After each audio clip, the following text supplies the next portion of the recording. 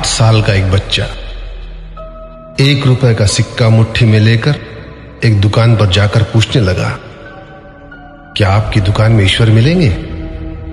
दुकानदार ने यह बात सुनकर सिक्का नीचे फेंक दिया और बच्चे को निकाल दिया।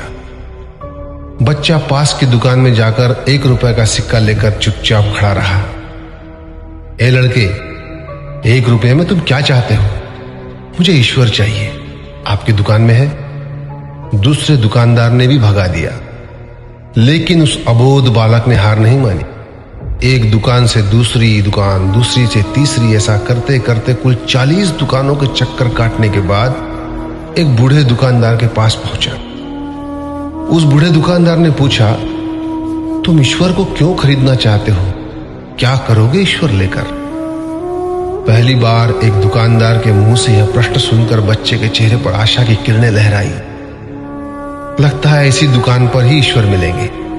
बच्चे ने बड़े उत्साह से उत्तर दिया, इस दुनिया में माँ के अलावा मेरा और कोई नहीं है। मेरी माँ दिन भर काम करके मेरे लिए खाना लाती है। मेरी माँ अब अस्पताल में है। अगर मेरी माँ मर गई तो मुझे कौन खिलाएगा?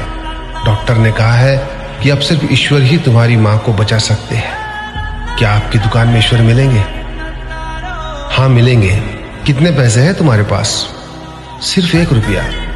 कोई दिक्कत नहीं है, 1 रुपए में ही ईश्वर मिल सकते हैं। दुकानदार ने बच्चे के हाथ से 1 रुपया लिया और उस 1 रुपए के अंदर 1 गिलास पानी के अलावा बेचने के लिए उसके पास कुछ भी नहीं था। इसलिए उस बच्चे को फिल्टर से 1 गिलास पानी भरकर दिया और कहा, यह पानी पिलाने से ही तुम्हारी माँ ठीक हो जाएगी। अगले दिन कुछ मेडिकल स्पेशलिस्ट उस अस्पताल में गए। बच्चे की माँ का ऑपरेशन स्वस्थ हो गई। बहुत डिस्चार्ज के कागज पर अस्पताल का बिल देखकर उस महिला के होश उड़ गए। डॉक्टर ने उन्हें आश्वासन देकर कहा, टेंशन की कोई बात नहीं है।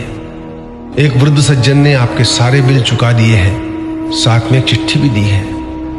महिला चिट्ठी खोलकर पढ़ने लगी। उसमें लिखा था, मुझे धन्यवाद देने की कोई आवश्यकता नहीं है। आपको तो स्वयं ईश्वर ने ही बचाया है। मैं तो सिर्फ एक जरिया हूं।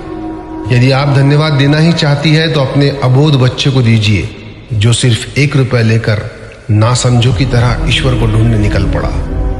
उसके मन में यह दृढ़ विश्वास था कि एकमात्र ईश्वर ही आपको बचा सकते हैं। विश्वास इसी को कहते हैं। ईश्वर को ढूंढने के लिए करोड़ों रुपए दान करने की जरूरत नहीं होती। यदि मन में अटूट विश्वास हो तो वे 1 रुपए में भी मिल सकते हैं। आइए इस महामारी से बचने के लिए हम सभी मन से ईश्वर को ढूंढें, उनसे प्रार्थना करें। आपका दिन शुभ हो।